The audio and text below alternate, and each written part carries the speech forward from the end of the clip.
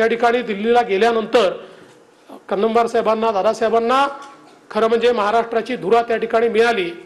आणि तो काळ असा होता की आपल्याला माहिती आहे युद्धाचा काळ होता। युद्धाच्या काळामध्ये या महाराष्ट्रामध्ये दादासाहेबांनी, कारण त्यावेळी आव्हान करण्यात आलं होतं की देशाला पैशाची गरज आहे, देशाला शस्त्रास्त्र खरेदी करायची आहे, देश चालवायचा असेल तर पैसा लागणार आहे, आणि म्हणून वेगवेगळ्या राज्यांनी त्या ठिकाणी पैसा जमा करणं सुरू केलं।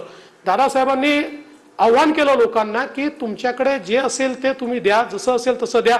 देशातल्या त्या काळच्या सगळ्या आपल्या राष्ट्रीय नेत्यांनी देखील तशा प्रकारे, लालबहादूर शास्त्री असतील किंवा इतर नेत्यांनी देखील हे आव्हान केलं, आणि त्या आव्हानाला महाराष्ट्राने प्रचंड प्रतिसाद त्या काळामध्ये दिला। आणि त्या काळामध्ये देशामध्ये सर्वाधिक 7-7.5 कोटी रुपये हे महाराष्ट्राने जमा करून त्या काळामध्ये हे देशाच्या या लढ्यामध्ये दिले। हा देखील इतिहास आपण सगळ्यांनी अतिशय जवळून बघितलेला आहे।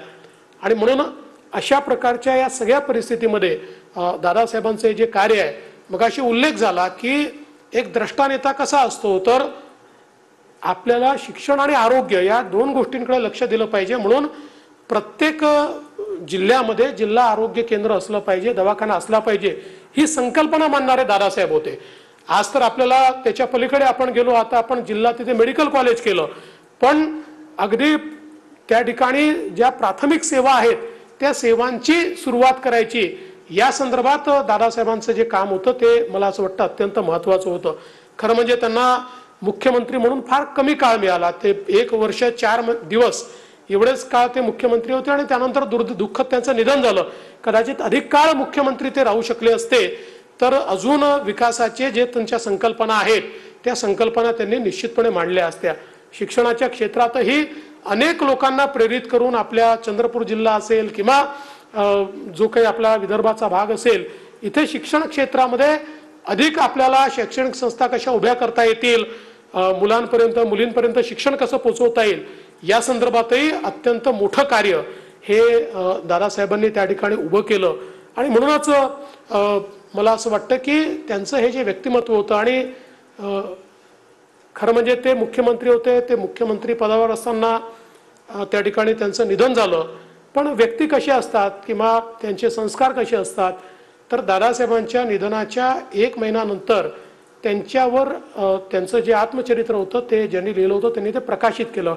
प्रकाशनाचा सोहळा हा नागपूरमध्ये त्या ठिकाणी होता, आणि त्यावेळी लोकांनी बघितलं की दादासाहेबांच्या पत्नी या एसटीच्या तिकिटाच्या रांगेत उभ्या होत्या की बाबा तिकीट मिळेल तर तिकीट काढून मी एसटीने नागपूरला जाऊन त्या ठिकाणी हा जो काही कार्यक्रम आहे तो कार्यक्रम मी त्या ठिकाणी अटेंड करेन, आणि त्याच्याच ते एसटीने आले आणि तो कार्यक्रम त्यांनी त्या ठिकाणी जो आहे तो अटेंड केला।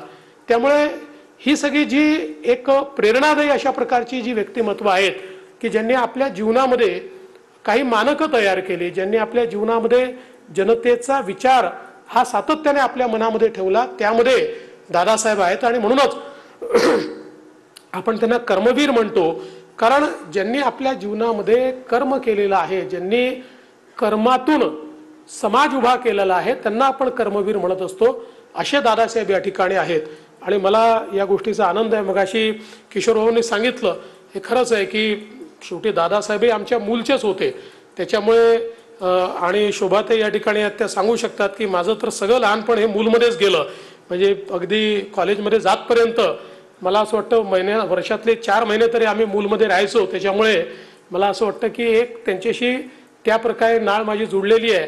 ते मूल किंवा चंद्रपूर जिल्ह्यातनं ते पहिले मुख्यमंत्री होते, मग मी मुख्यमंत्री झालो, असे 2 मुख्यमंत्री हे खरं म्हणजे आपण या ठिकाणी दिलेले आहेत।